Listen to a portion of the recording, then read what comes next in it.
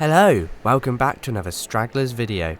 In this series, I look at old rolling stock in Great Britain and see how good they are in the 21st century. Today, I'm here on the West Coast Main Line at Birmingham International Station to have a look at Transport for Wales' Class 150 offering. Let's have a look at what these ageing DMUs have to offer in the 21st century.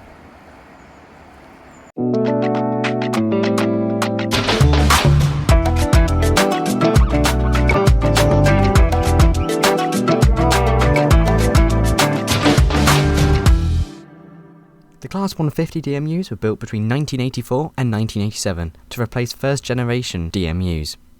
The 150s were built to operate on commuter and regional services across Wales, Scotland, north of England and the southwest.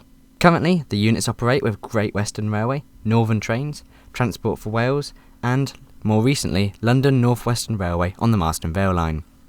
Transport for Wales usually deploy their 150s on commuter services and regional services in and around Cardiff and South Wales, so it's quite rare for them to be doing more long-distance intercity style routes, such as this one, where the route would normally terminate at places such as Aberystwyth or Llywelyn, but due to engineering works today, this service was only going as far as Shrewsbury. These units are set to be replaced by Class 197s and the new tram train TFW Metro service, which will be operating in Cardiff.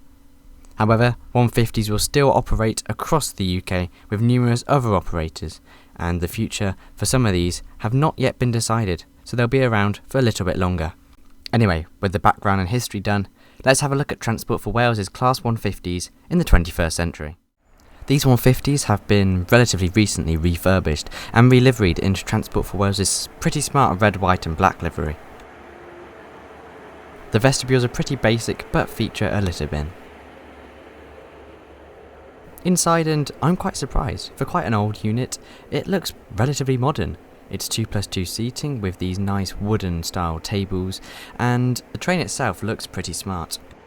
As you can see, these units have the ability to open the windows, which suggests that there's no aircon, which is true.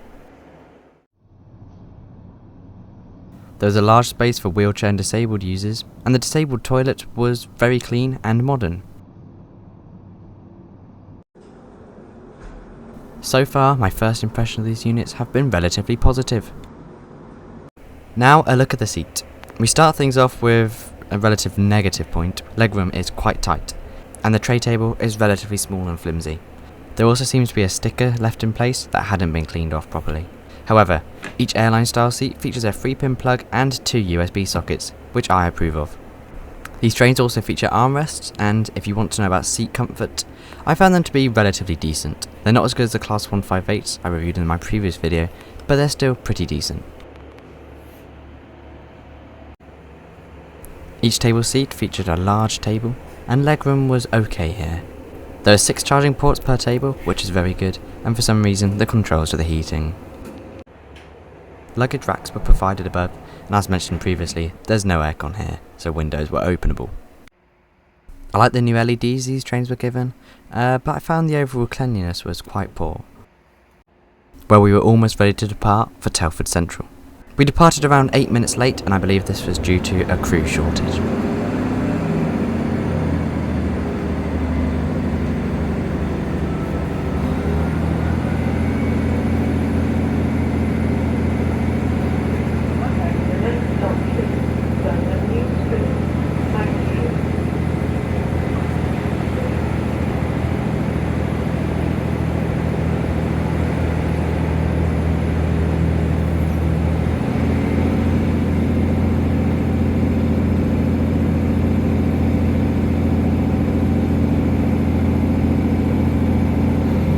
First thing to see after leaving Birmingham International is the airport apron.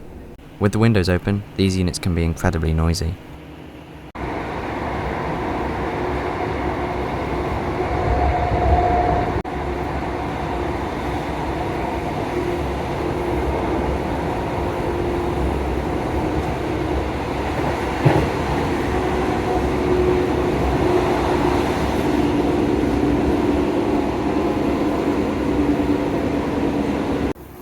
Well, it didn't take us long to get through Birmingham New Street, and we were well on our way to Wolverhampton. And around 15 minutes later, we were pulling into Wolverhampton. The station is the junction for the line to Stafford and our line today to Shrewsbury.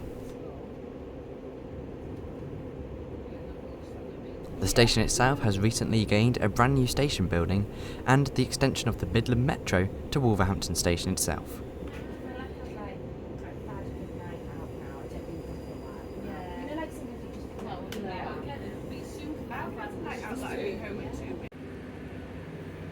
Once again, I would say these units are really noisy, and I mean they just drown out your voice and your thoughts and everything. They are quite loud, even compared to DMUs maybe 10 years older like the Class 165s or the Class 168s. It's quite impressive how loud these units are, and I would imagine this is because the windows were open, because it was relatively warm when I filmed this.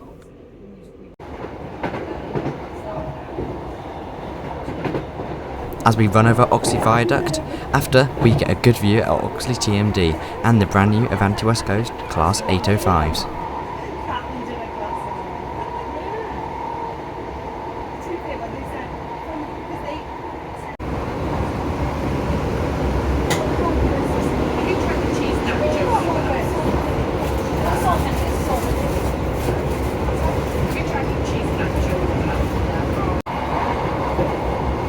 It's always cool when you pass RAF Cosford, although sadly I've never seen a plane there.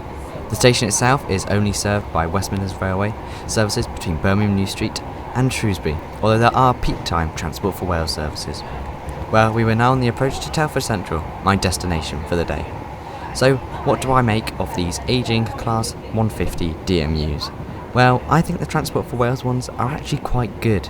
I think that they have all the amenities you need for short commuter and maybe short regional services, though they shouldn't be doing services that are maybe over an hour or an hour and a half. When compared with the Class 158, which this unit was coupled to, I would much rather use the Class 158 as it is much better. The ride quality was okay and the noise was quite an issue, although the actual comfort and the amenities, like I mentioned earlier, weren't actually too bad.